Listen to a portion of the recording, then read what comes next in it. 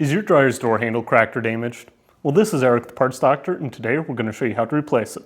These instructions apply to dryers made by Whirlpool, including Maytag, Amana, and more.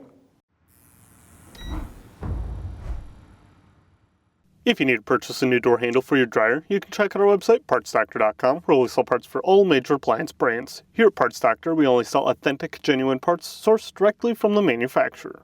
To access the door handle, first we'll need to open the dryer's door.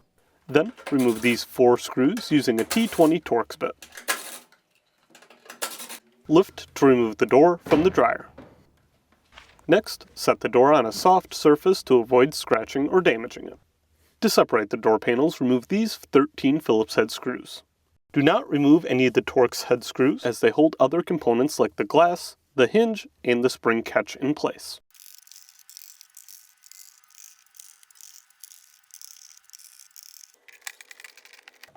Next, lift on the inner door panel to separate it from the outer door panel.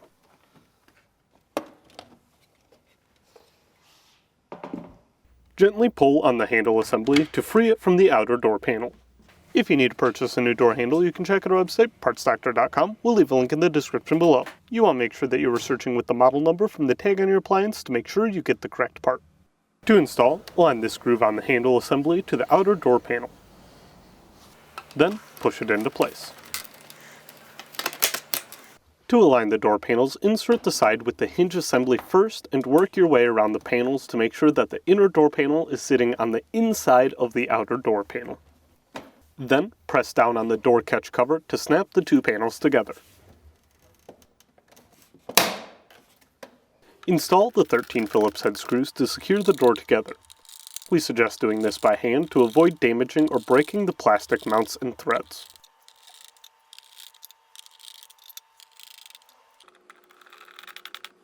Align the retainers on the door hinge to these slots on the front panel. Then, install the 4 T20 screws to secure the door to the dryer. Close the door and make sure that it is working properly. And that's it for today's video, and if you found this video helpful, make sure to leave a like and comment down below, and for more videos like this, please consider subscribing.